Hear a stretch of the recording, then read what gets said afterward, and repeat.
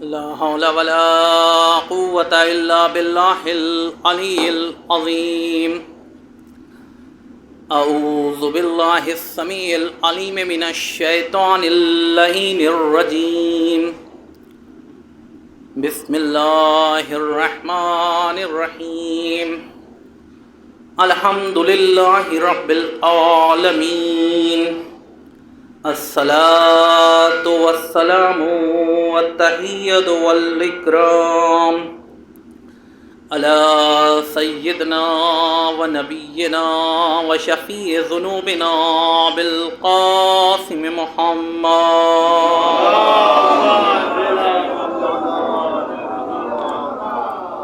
وعلى آله الطيبين الطاهرين المعصومين المظلومين ولعنة الله على أعدائهم أجمعين. أما بعد فقد قال أمير المؤمنين علي بن أبي طالب عليه الصلاة والسلام. بسم الله الرحمن الرحيم. كل يوم لم يصلى فيه فهو عيد. صلوات بھیجو.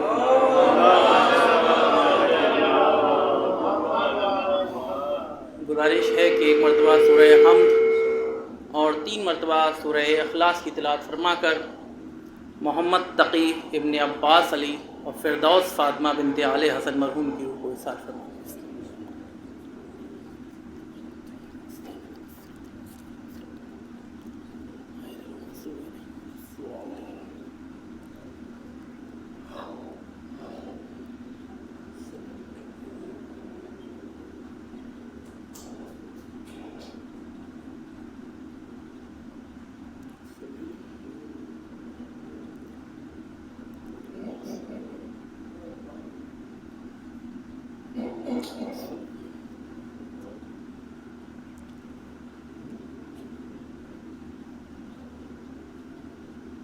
مولا کائنات کے جس قول کو سرنامہ کلام قرار دیا ہے کہ جس میں مولا کائنات عید کے سلسلے میں بیان فرما رہے ہیں کہ جس دن بھی انسان اپنے پروردگار کی معصیت سے بچا رہے وہ دن انسان کے لیے عید کا دن ہے. یہ مہینہ میرے عزیزوں بہت ہی اہم اور بابرکت مہینہ ہمارے درمیان میں ہے کہ 3 عید ہیں جو اس مہینے سے مخصوص ہیں.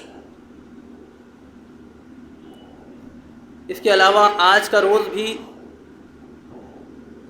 بہت ہی بابرکت روز ہے کہ جس کے سلسلے میں روایات یہاں تک ہیں کہ اگر شب قدر میں انسان اپنے گناہوں کی بخشش نہیں کروا سکا تو آج کا دن بھی اس کے لیے ہے.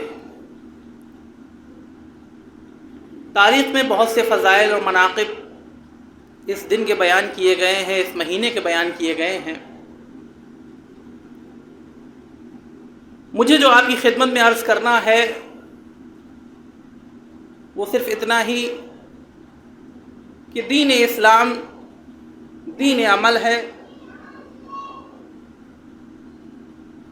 اور اسلام نہ تو کسی قسم کی بے عملی کو برداشت کر سکتا ہے اور نہ ہی بد عملی کو قبول کر سکتا ہے.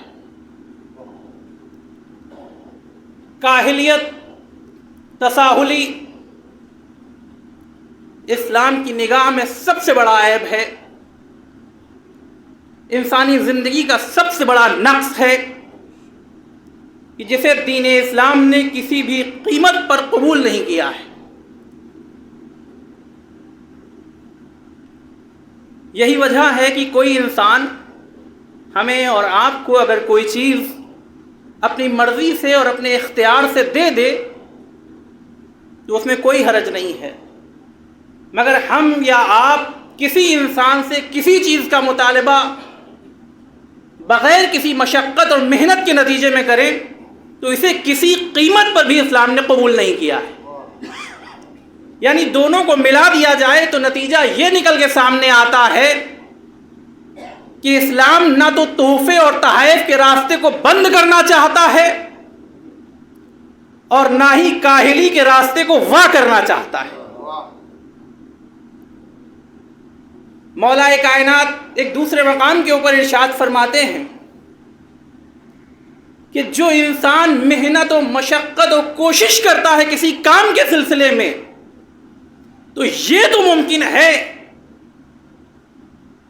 کہ اس کام کے پورا ہونے میں کچھ دن اور لگ جائیں، کچھ وقت اور لگ جائے، مگر یہ ممکن نہیں ہے کہ وہ کام وجود میں نہ آنے پائے۔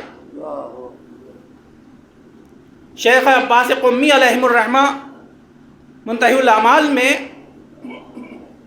ایک عالم دین کے سلسلے میں ایک واقعے کو بیان کرتے ہوئے کرتے ہیں کہ ایک عالم دین سے پوچھا گیا کہ جو اپنی زندگی کے روزمرہ کے اوقات میں بہت ہی پابند تھا، ہر کام اپنے وقت پہ کیا کرتا تھا، درس دیا بھی کرتا تھا وقت پہ، درس لیا بھی کرتا تھا وقت پہ، اور زندگی کے تمام امور اپنے وقت کے اوپر انجام دیا کرتا تھا۔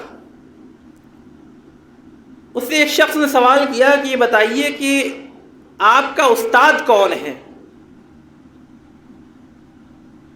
آپ کا استاد کون ہے؟ وہ عالم دین ہیں، انہوں نے استاد کا نام لیا اور بتایا کہ میرا جو استاد ہے وہ کوئی انسانی شکل رکھنے والا انسان نہیں ہے، بلکہ انہوں نے ایک چھوٹے سے کیڑے کا نام لیا کہ وہ میرا استاد ہے۔ سننے والے نے بڑا تعجب کیا کہ آیا آپ مسخرہ کر رہے ہیں، مذاق کر رہے ہیں؟ انہوں نے کہا نہیں، نہ میں کوئی مسخرہ کر رہا ہوں نہ میں مذاق کر رہا ہوں۔ کہا بات کیا ہے؟ کہا بات یہ ہے کہ ایک سردی کی رات میں میری آنکھ جب کھلی تو میں نے یہ پایا کہ ایک کیڑا ہے جو اونچائی کے اوپر چراغ رکھا ہوا ہے، وہاں تک پہنچنے کی کوشش کر رہا ہے، بار بار وہ وہاں تک جانے کی کوشش میں ہے مگر بار بار وہ نیچے آ جاتا ہے، یہاں تک کہ صبح کی اذان ہونے لگی۔ میں نے نماز پڑھی اور اس کے بعد جب میں دوبارہ بستر پر آیا تو میں نے پایا کہ وہ کیڑا اس چراغ کے نیچے پہنچ چکا ہے اور استراحت کر رہا ہے۔ وہ بیان کرتے ہیں تقریباً 700 مرتبہ اس کیڑے نے کوشش کی کہ وہاں تک پہنچے، مگر وہ بار بار گر جایا کرتا تھا، مگر بالآخر وہ وہاں تک پہنچ کے رہا۔ اسی لیے میں نے اس کو اپنا استاد تسلیم کیا کہ اس کی اتباع اگر کر لی جائے تو کیا بہتر نہیں ہے، کیا بہتر نہیں ہے۔ جب ایک کیڑا ہار ماننے والا نہیں ہے اپنی منزل پر پہنچنے سے، تو اگر ہم اس کی اتباع کر رہے ہیں تو کیا برا ہے۔ ایک صلوات بھیج محمد و آل محمد۔ غرض کہ کسی بھی منزل پر میرے عزیزوں اسلام نے کاہلی کو برداشت نہیں کیا ہے، کاہلی کے راستے کو نہیں کھولا ہے کہ انسان کچھ بھی حاصل کرنا چاہے، یہ آپ کا اختیار ہے، آپ کے جسم میں اللہ نے طاقت دی ہے، صلاحیتیں پیدا کی ہیں، آپ اپنی صلاحیتوں کا تبادلہ کر سکتے ہیں، اپنی صلاحیتیں دے کر کیا حاصل کرنا چاہتے ہیں وہ آپ کا اختیار ہے، اس کے اوپر پروردگار نے کسی قسم کی کوئی پابندی عائد نہیں کی ہے کہ آپ جتنا چاہے حاصل کر سکتے ہیں محنت کے عوض میں۔ کیا وجہ ہے کہ آپ اپنی محنت کو، اپنی صلاحیت کو کم قیمت سمجھیں سامنے والے کی دولت کے مقابلے میں؟ کیا وجہ ہے کہ سامنے والا آپ کی مشقت کو کم قیمت سمجھے اور وہ آپ سے محنت لے لے اور اجرت آپ نہ حاصل کر پائیں؟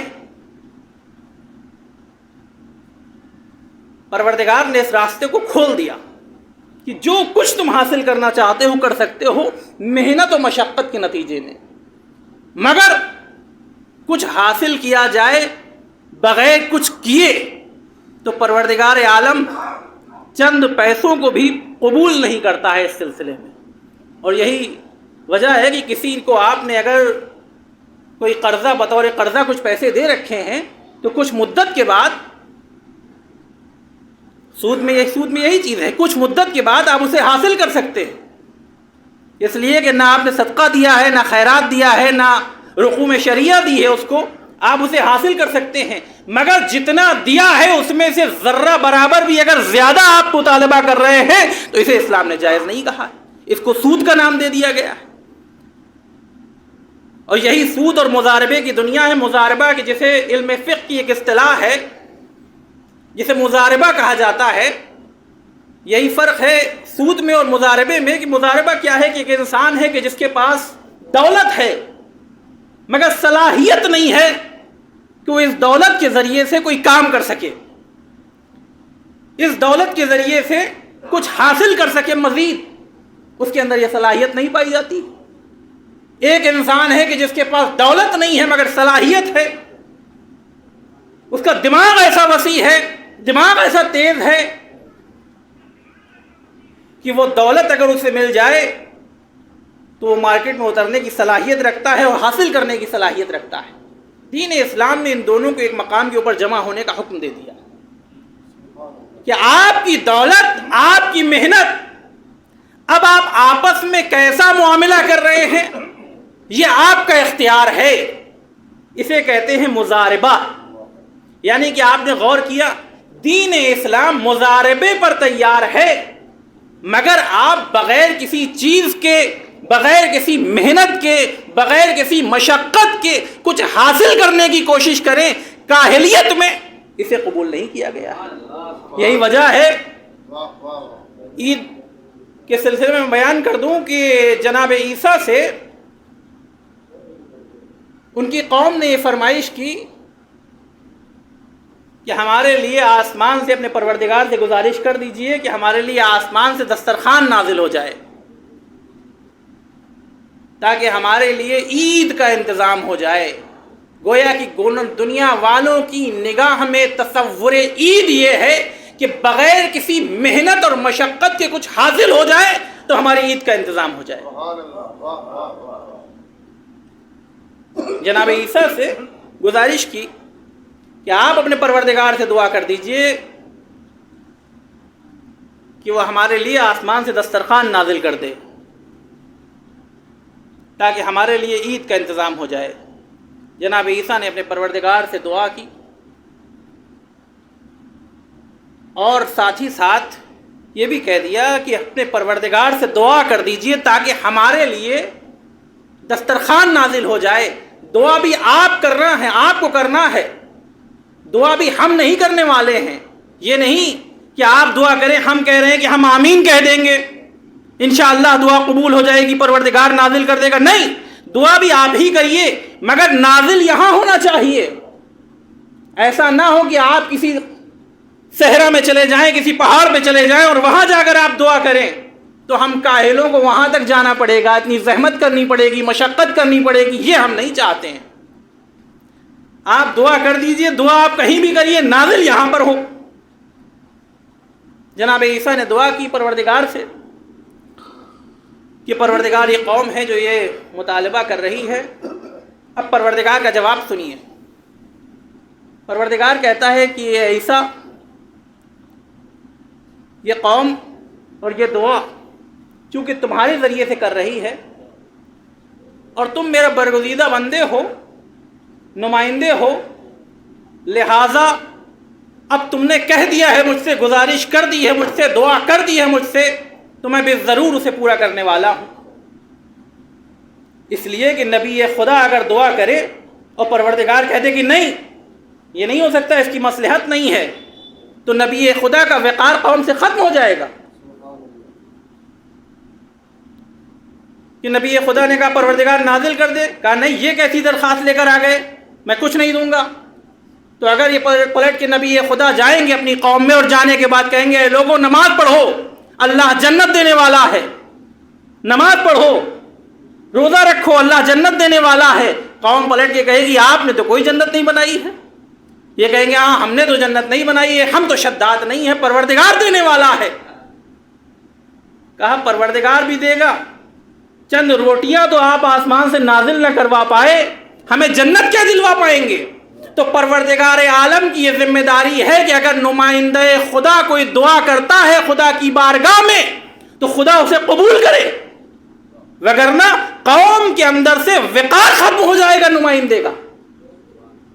لہذا پروردگار نے کہا کہ میں نازل تو کر دوں گا کیونکہ تمہارے ذریعے سے ان لوگوں نے کہا ہے، مگر یہاں پر بات ختم نہیں ہو جاتی ہے، اس کے بعد اب ان کی ذمہ داری بنتی ہے۔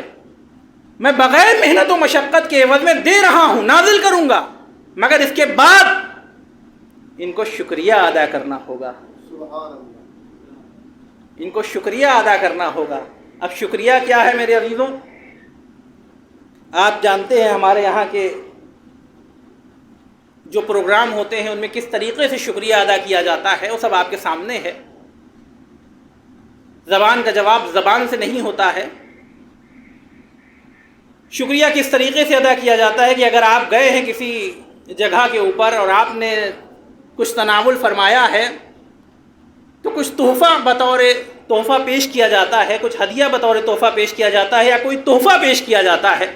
یہ ہمارے ہاں کا دستور ہے۔ پروردگار نے کہا ان کو شکریہ ادا کرنا پڑے گا، ایسے ہی نہیں چھوڑنے والا ہوں ان کو۔ ایک قوم قرآن مجید کا مطالعہ فرمائے تو آپ کو اندازہ ہوگا کہ قرآن مجید میں ہمارے جیسوں کا کوئی تذکرہ تو نہیں ہے، مگر ہمارے جیسے لوگ ہم سے پہلے گزر گئے ہیں ان کا تذکرہ قرآن میں محفوظ ہے، اور پروردگار نے ہمارے ہی جیسوں کی وجہ سے ان کا تذکرہ محفوظ کر رکھا ہے، وگرنہ وہ اس لائق بھی نہیں تھے کہ ان کا نام لیا جاتا۔ سورہ قلم میں آپ ان کا تذکرہ سماعت فرمائے۔ ایک قوم کہ جس نے باغات لگائے،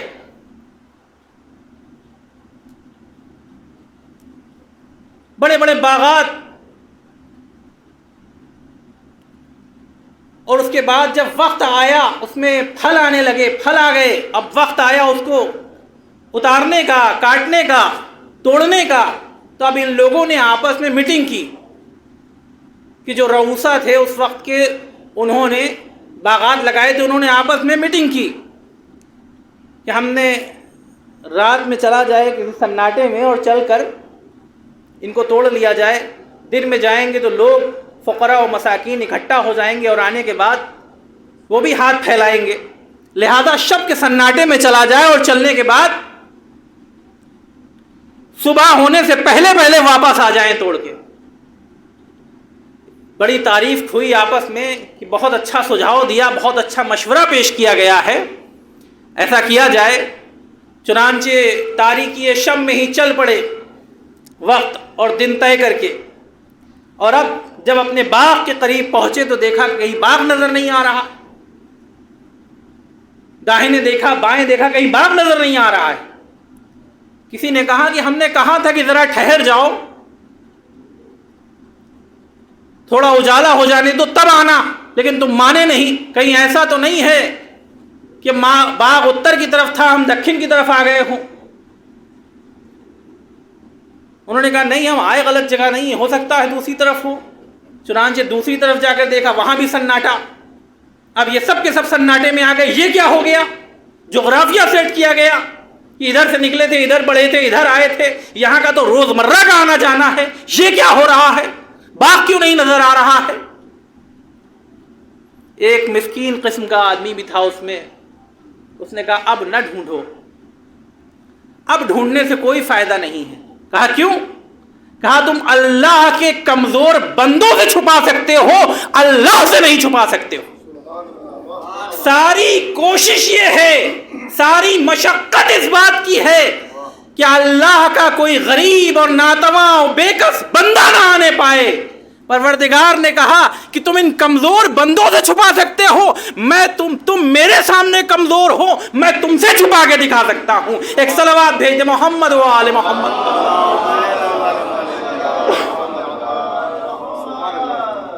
اللہ کے کمزور بندوں سے چھپایا جا سکتا ہے، اللہ سے نہیں چھپایا جا سکتا ہے۔ اب میرے عزیزوں یہ ہے، اللہ یہ چاہتا ہے کہ اگر پروردگار عالم نے، اگر اللہ نے کچھ عطا کیا ہے تو اس کا شکریہ یہی ہے کہ جس طریقے سے کمزور بن کے ہم نے حاصل کیا ہے، اپنے سامنے آنے والے کمزور کو بھی اسی طریقے سے دیتے ہوئے نظر آئیں، ورنہ پروردگار اسی طریقے سے سلب کر لیتا ہے جس طریقے سے گزشتہ دور میں عذاب کو نازل کیا ہے قوموں کے اوپر۔ جناب موسیٰ نے بھی اپنے پروردگار سے دعا کی تھی، اور وہاں بھی پروردگار عالم نے من و سلوہ کو نازل کیا تھا۔ گزشتہ برس میں نے اس بات کو اپنی خدمت میں پیش کیا تھا، ان واقعات کی نشاندہی کرائی تھی کہ جناب موسیٰ نے بھی گزارش کی تھی، جناب عیسیٰ نے بھی گزارش کی تھی، اور پروردگار عالم نے ان لوگوں کے اوپر یہیں پر عذاب نازل کر کے دکھا دیا کہ پروردگار یہ چاہتے ہیں کہ تو دسترخوان کو نازل کر دے، ٹھیک ہے میں نازل کروں گا،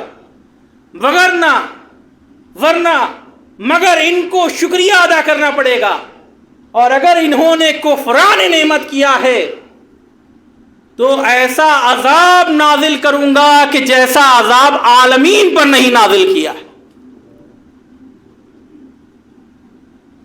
میرے عزیزوں، علماء تشریف فرما ہیں، صاحبان علم و کمال تشریف فرما ہیں، آپ چند پیسے کمائیے، حاصل کیجئے محنت و مشقت کے نتیجے میں، جاب کر کے، نوکری کر کے، بزنس کر کے،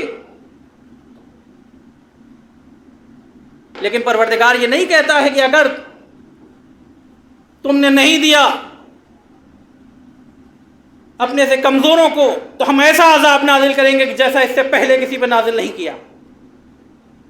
ہاں، کچھ واجبات آپ کے ذمے چھوڑے ہیں، نمازیں پڑھنا ہے، روزے رکھنا ہے، اگر استطاعت ہے تو حج کی انجام دہی واجب ہے، عید آ گئی ہے تو فطرہ واجب ہے، اگر دائرہ زکوٰۃ میں آتے ہیں تو زکوٰۃ واجب ہے، اور مگر اگر آپ نے ان واجب امور کو انجام نہیں بھی دیا تو پروردگار یہاں کوئی عذاب نازل کرنے والا نہیں ہے۔ نمازیں نہیں پڑھی، عذاب یہاں نہیں نازل ہوگا، عذاب وہاں نازل ہوگا، روزے نہیں رکھے، عذاب وہاں نازل ہوگا، حج کی انجام دہی نہیں کی استطاعت ہوتے ہوئے بھی حج، عذاب یہاں نازل نہیں ہوگا۔ آخر پروردگار تو ارحم الراحمین ہے، تو رحیم ہے، تو کریم ہے، تو نے ان کے لیے دسترخوان کو نازل کر دیا، تو آخر ایک طرف تو تو نے دسترخوان کو بغیر کسی محنت اور مشقت کے نازل کر دیا، وہیں دوسری طرف اتنی سخت تحذیر پیش کر دی کہ اگر شکران نعمت نہیں کیا، کفران نعمت کر دیا تو ہم ایسا عذاب نازل کریں گے کہ جیسا عالمین پر نازل نہ کیا ہو۔ آخر مقصد کیا ہے؟ تو کہنا کیا چاہتا ہے؟ کہا ہاں میں نے کسی سے نہیں کہا، نہ کاشتکار سے کہا، نہ بزنس مین سے کہا، نہ سروس پیشہ سے کہا، مگر ان سے کہا۔ کیوں کہا؟ اس لیے کہا کہ وہ جو کچھ بھی کھا رہے ہیں، جو کچھ بھی کر رہے ہیں، جو کچھ بھی حاصل کر رہے ہیں، وہ محنت و مشقت کے عوض میں حاصل کر رہے ہیں، مگر ان کے لیے جو دسترخوان نازل ہو رہا ہے بغیر محنت و مشقت کے نازل ہو رہا ہے، اس لیے ان سے کہا گیا ہے۔ ایک صلوات بھیجتے محمد و آل محمد۔ وہ پروردگار اتنا رحیم ہے، اتنا کریم ہے کہ وہ دسترخوان کو نازل کر رہا ہے ایک طرف، مگر دوسری طرف اتنی سخت تحذیر پیش کر رہا ہے کہ اگر شکران نعمت نہیں کیا، کفران نعمت کیا تو میں ایسا عذاب نازل کروں گا کہ جیسا اس سے پہلے کسی پر نازل نہ کیا۔ یہ ہے میرے عزیزو پروردگار کی تحذیر کہ جتنا وہ رحیم ہے، جتنا وہ کریم ہے، دوسری جانب سخت بھی اتنا ہی ہے کہ بغیر کسی محنت و مشقت کے حاصل ہو رہا ہے تو اس کے اوپر اترانے کی ضرورت نہیں ہے۔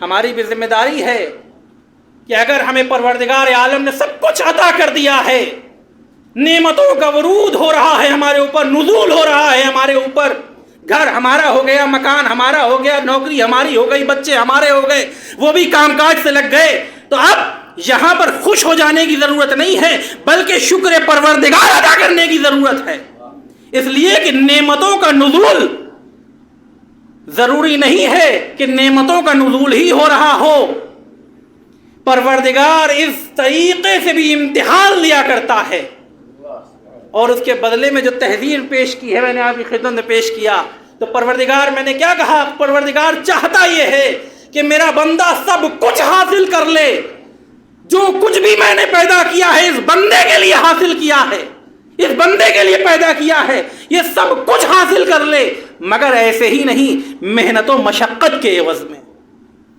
اور اس کے بعد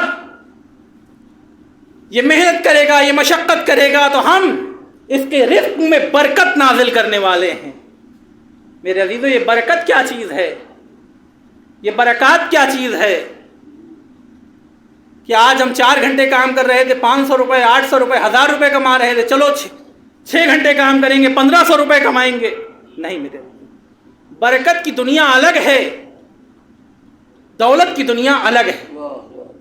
دولت کا تعلق برکت سے نہیں ہے، اس لیے کہ آپ دیکھیں گے بہت سے افراد آپ کو ایسے مل جائیں گے کہ جن کے پاس دولت کی کوئی کمی نہیں ہوگی، دولت مسلسل آ رہی ہوگی، مگر وہ یہ کہہ رہے ہوں گے کیا کریں، آ رہا ہے مگر ویسے ہی خرچہ بھی ہو رہا ہے، ویسے ہی جا بھی رہا ہے۔ تو دولت ہونا کمال نہیں ہے، دولت کے ساتھ برکت کا ہونا کمال ہے۔ اور برکت کے لیے بہترین لفظ میں آپ کی خدمت میں پیش کر دوں، علماء بھی تشریف فرما ہے، اہل علم حضرات تشریف فرما ہے کہ اونٹ جب اپنے پیروں کو توڑ کر، ہاتھوں کو سمیٹ کر سینے کے بل زمین پہ بیٹھتا ہے تو اس کو نام دیا جاتا ہے برکل ابل، یعنی جب اطمینان کی حالت میں اونٹ آ جایا کرتا ہے تو وہ ہوتی ہے حالت برکت، مطمئن ہے، جب تک کھڑا ہے کبھی ادھر ہو رہا ہے کبھی ادھر ہو رہا ہے، ہل رہا ہے ڈل رہا ہے، مگر جیسے ہی پیروں اور ہاتھوں کو سمیٹ کے سینے کو ٹیک کے زمین پہ بیٹھا، یہ ہے حالت برکت، جب اطمینان کی حالت میں ہے۔ اور یہی برکت پروردگار چاہتا ہے کہ ہمارے ہاتھوں میں بھی ہو، کہ جب دولت ہمارے ہاتھ میں ہو تو برکت بھی ہو، ادھر سے آیا ادھر گیا، ادھر سے آیا ادھر گیا، حالت برکت میں ہو پیسہ۔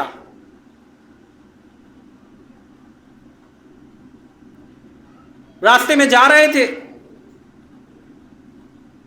دیکھا کہ ایک پرس پڑا ہوا ہے، اٹھایا، دیکھا انہیں 500 کی 50 100 نوٹیں ہیں، فوراً خوش ہو گئے کہ ارے واہ، اور اپنے ہی آپ میں یہ اطمینان بھی کر لیا کہ اب کیسے اس کو اس کی منزل تک پہنچا سکتے ہیں، لہٰذا یہ ہمارا ہو گیا، اس لیے کہ نوٹ کی کوئی پہچان نہیں ہوتی، کوئی گنتی نہیں بیان کر سکتا۔ بہت ہی خوشی اور مسرت کے عالم میں گھر کی جانب پلٹے، مگر ابھی گھر پہنچے ہی تھے کہ دیکھا رونے کی آواز آ رہی ہے، دق الباب کیا، دروازہ کھلا، چیخنے کی آواز کہ آپ تو ہمیشہ باہر ٹہلا کرتے ہیں، گھوما کرتے ہیں، آپ کو کوئی فکر نہیں، دیکھ رہے ہیں بچے کی کیا حالت ہو رہی ہے، درد سے کرا رہا ہے۔ فوراً بچے کو لیا، اٹھایا اور اسپتال کی جانب لے کر بڑھے۔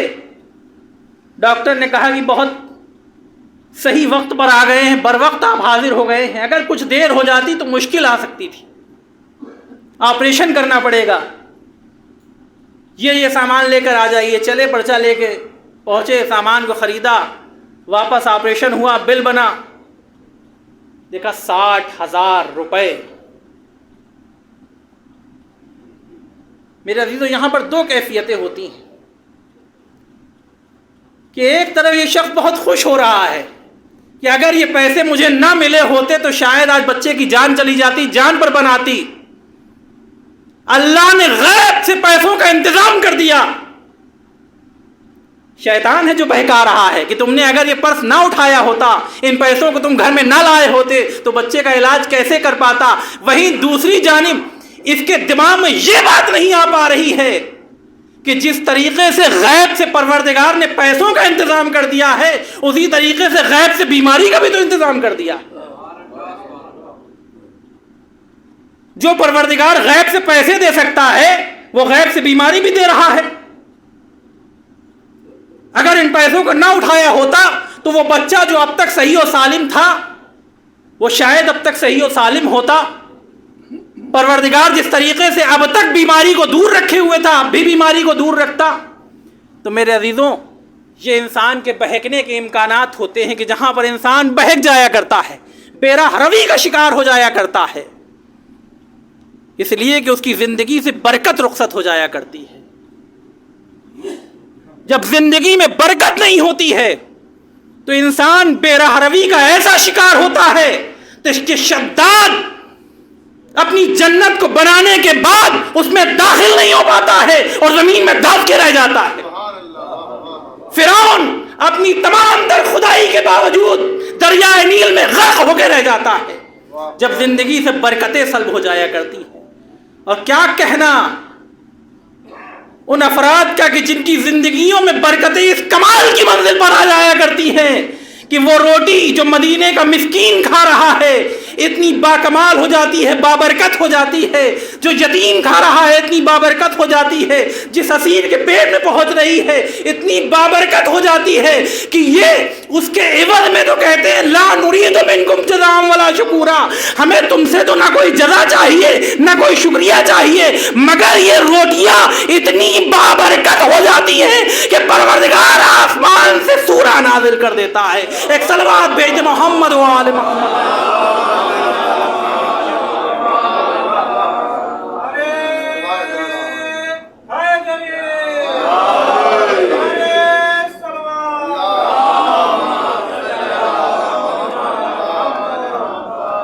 یہ ہے برکتوں کا نزول میرے عزیزوں.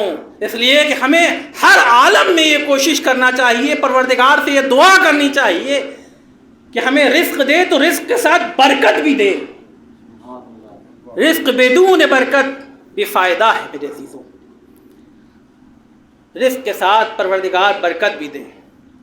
جن کی زندگیاں بابرکت ہوتی ہیں وہ کس کمال کی منزل کے اوپر ہوتی ہیں. پروردگار چاہتا ہے کہ انسان کچھ حاصل کرے تو محنت و مشقت کے نتیجے میں حاصل کرے. تساہلی کا شکار نہ ہونے پائے. میرے عزیز و مناسبت ہے عرض کر دوں میں آپ کی خدمت میں ربط میں کہ جناب مریم کے لیے پروردگار عالم نے بلا فصل کے میوے پیدا کر دیے, بغیر فصل کے میوے پیدا کر دیے. جہاں پر جناب مریم تھی بغیر فصل کے پروردگار نے میوے پیدا کر دیے پیڑ میں. مگر اس کے بعد اب مریم کو حکم ہوتا ہے کہ آپ درخت کی شاخ کو ہلائیے تاکہ میوے گریں. میرے عزیزوں غور کرنے کا مقام ہے کہ جو پروردگار بغیر بلا فصل میوے پیدا کر سکتا ہے وہ نازل نہیں کر سکتا تھا, لیکن چاہا کہ یہ میری چاہنے والی ہے, یہ میری کنیز ہے, تو پہلے یہ جتنی محنت اس سے ہو سکتی ہے اتنی لے لی جائے تاکہ بعد والوں تک بھی یہ پیغام پہنچ جائے کہ وہ مریم کے جن کو بغیر شوہر کے ایک اولو العزم پیغمبر کی ماں بننے کا شرف دے دیا جاتا ہے, انہیں بھی پروردگار بغیر محنت و مشقت کے کچھ نہیں دیا کرتا ہے. ایک صلوات بھیج محمد و آل محمد.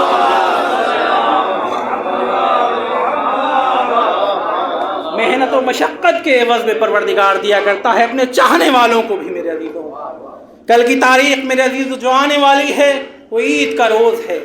جناب ابراہیم اور جناب اسماعیل, جناب ابراہیم کا خواب ہے جو پورا ہونے والا ہے, اور کس قدر پورا ہوا. بغیر کسی کوتاہی کے خواب کو اپنے بیٹے سے عرض کر دیا, اور بیٹے نے بھی بغیر کوئی دیری کیے ہوئے, شیطان بار بار بہکا رہا تھا, مگر یہ افراد ہے کہ جن کے اوپر شیطان کے بہکانے کا بھی اثر نہیں ہونے والا.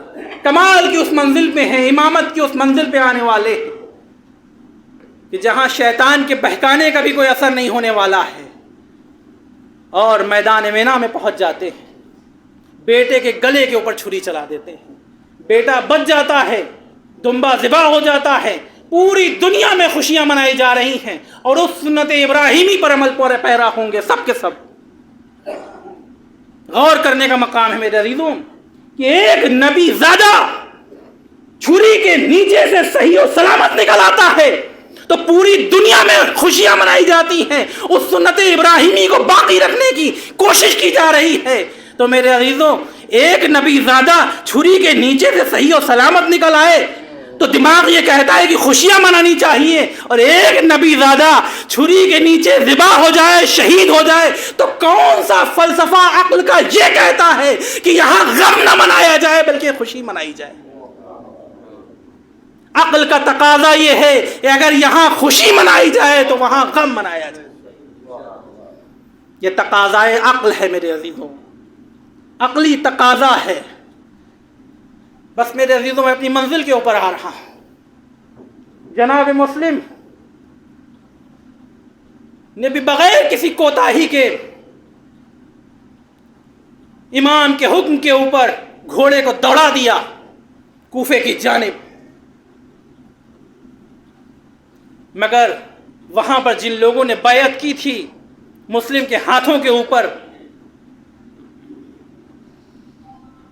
ان کا کیا عالم تھا؟ ایک بار تو بیعت کر لی کہ ہم آپ کا ساتھ دے رہے ہیں، ہم آپ کا ساتھ دیں گے ہر موقع کے اوپر، ہر منزل کے اوپر، مگر اس کے بعد جب لالچ دکھنے لگا، گھر کی عورتوں کو زیور کی لالچ دیا حکومت وقت کی جانب سے، تو یہ سب کے سب اس محنت و مشقت سے ہٹ گئے۔ نتیجہ یہ ہوا کہ نماز شروع ہوئی تو مومنین کا ازدحام تھا، نماز ختم ہوئی تو سارے منافقین جا چکے تھے، اور اس کے بعد اب تنہا جناب مسلم ہے۔ کوفے کی گلیاں ہیں، کبھی کہیں بیٹھ رہے ہیں، کبھی کہیں بیٹھ رہے ہیں۔ اسی اثنا میں پیاس سے دوچار ہوئے، ایک دروازے کے اوپر جا کے سہارا لیتے ہیں۔ ایک عورت باہر نکلتی ہے، تاریخ طوا اس کا نام بتاتی ہے کہ یہاں نہ بیٹھو، حالات ٹھیک نہیں ہیں۔ کہا پیاسا ہوں، پانی سے سیراب کراتی ہے۔ کہا یہاں سے جائیے۔ کہاں جاؤں؟ اپنے گھر کو جائیے، جس کا کوئی گھر ہو وہ تو جائے۔ کہا آخر آپ کون ہیں جو اس طرح کی باتیں کر رہے ہیں؟ کہا میں حسین کا ایلچی، عقیل کا فرزند مسلم، حسین کی چاہنے والی خاتون تھی۔ اللہ نے سفیر حسین کے اوپر یہ وقت آن پڑا، آئیے میرے گھر تشریف لائیے۔ حجرے کو کھولتی ہے، مسلم کو بٹھاتی ہے، جو کچھ تھا گھر میں پیش کرتی ہے۔ اس کے بعد توبہ کے فاش بیٹے کے ذریعے سے ابن زیاد کو خبر پہنچ جاتی ہے۔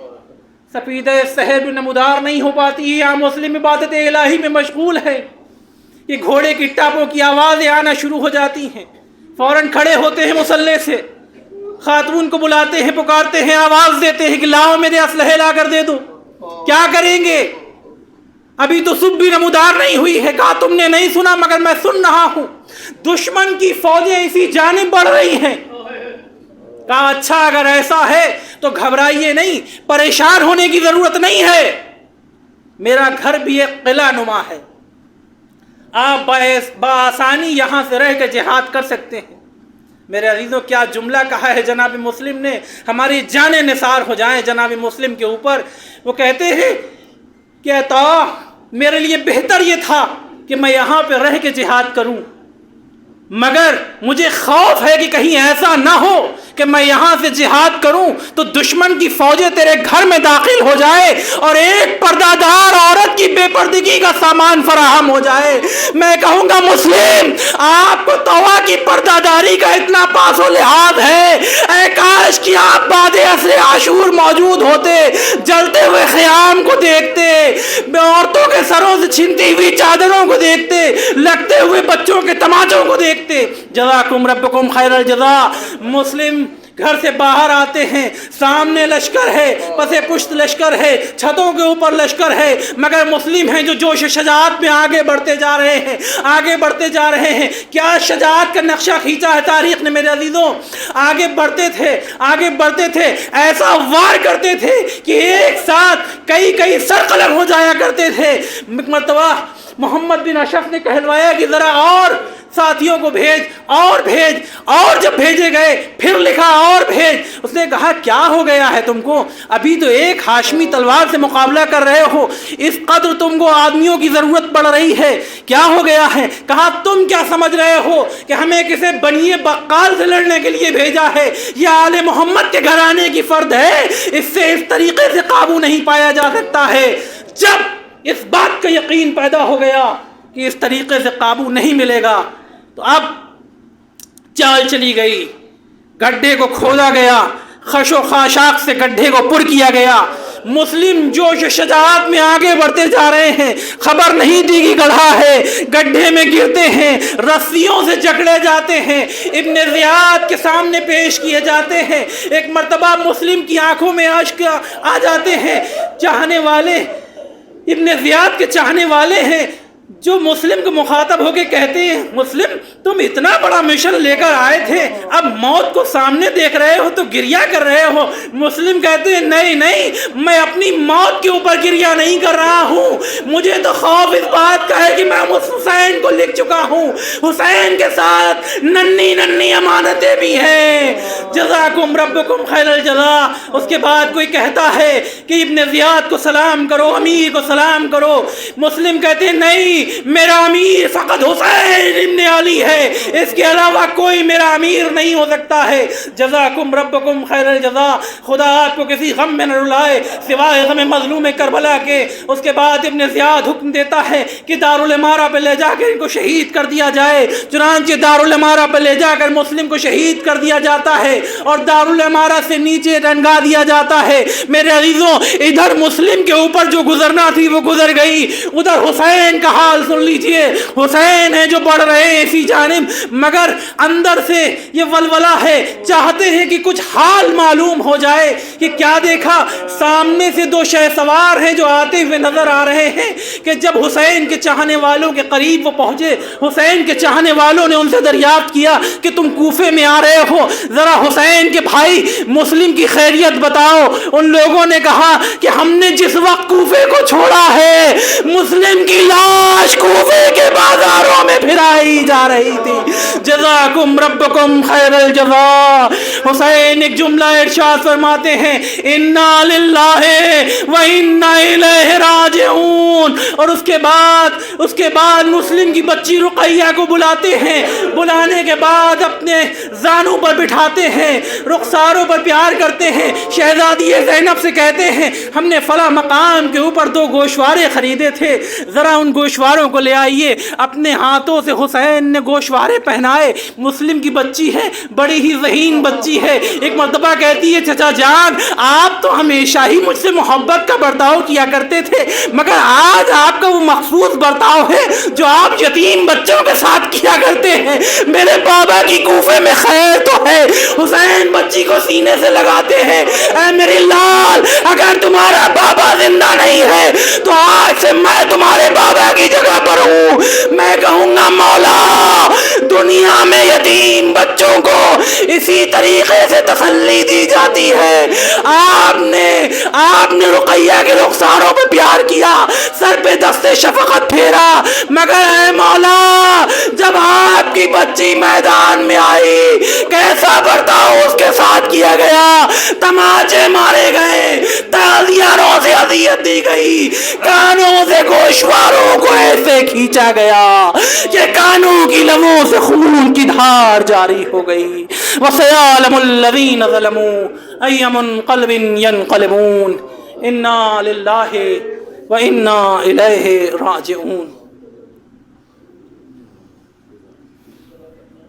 پروردگارہ اس مختصر سی عزا کو قبول کر لے، جو پریشان حال ہیں ان کی پریشانیوں کو دور کر دے، جو مقروض ہیں ان کے قرض کی ادائیگی کے اسباب فراہم کر دے، جن لوگوں نے التماس سے دعا کہا ہے ان کی دعاؤں کو قبول فرما، جو مرحومین ہمارے دنیا سے رخصت ہو گئے انہیں جوار معصومین میں جگہ عنایت فرما، پرچم اسلام کو سربلندی عطا فرما، پرچم کفر و نفاق کو سرنگوں کر دے، علماء اعلام کا سایہ ہمارے سروں پر باقی رکھ، ہمارے امام کا ظہور فرما، ہم کو ان کے اعوان و انصار میں شمار فرما، وتقبل منا انک انت السمیع العلیم۔ ایک مرتبہ سورہ حمد اور 3 مرتبہ سورہ اخلاص کی تلاوت فرما کر جملہ مرحومین کی روح کو ایصال فرما دیں۔ بسم اللہ۔